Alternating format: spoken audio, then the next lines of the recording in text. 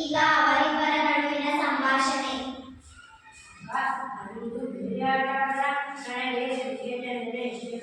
ನನಗೆ ಕ್ರಿಕೆಟ್ ಅಂದ್ರೆ ತುಂಬಾ ಇಷ್ಟ. ನಾನಿನ್ನು ಕ್ರಿಕೆಟ್ ಅನ್ನೇ ಆಡೋಣ.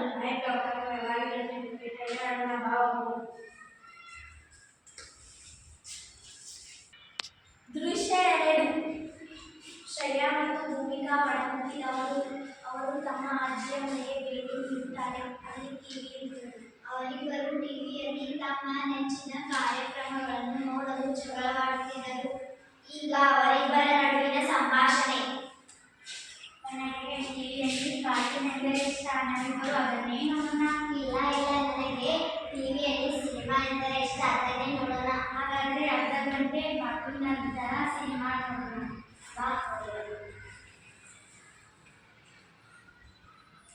ದೃಶ್ಯ 3. ಅಮೋಘ್ ಮತ್ತು ಪೂಜಾ ಸಂಜೆ ತಮ್ಮ ಹೋಮ್ವರ್ಕ್ಗಳನ್ನು ಮುಗಿಸುತ್ತಿದ್ದಾರೆ. ಅದು ಮುಗಿದ ನಂತರ ಇಬ್ಬರು ಕೇಳಿದರು. ಈಗ ಅವರಿಬ್ಬರ ನಡುವಿನ ಸಂಭಾಷಣೆ. ಅಮ್ಮ, ನಮ್ಮ ಹೋಮ್ವರ್ಕ್ ಮತ್ತು ಎಲ್ಲ ಕೆಲಸಗಳು ಮುಗಿದಿವೆ.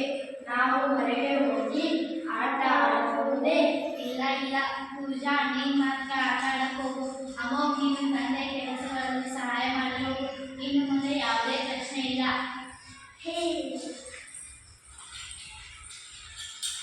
ದೃಶ್ಯ 4.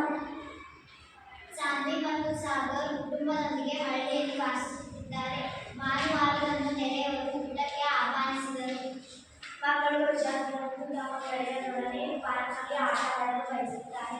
ಊಟ ಮಾಡಲು ಸಿದ್ಧವಿರಲಿಲ್ಲ. ಅವುಗಳ ತಾಯಿಯರೊಡನೆ ಚರ್ಚಿಸಿ ಪರಿಹಾರ ಕೇಳಿದರು. ಈಗ ಅವರಿಬ್ಬರ ನಡುವಿನ ಸಂಭಾಷಣೆ.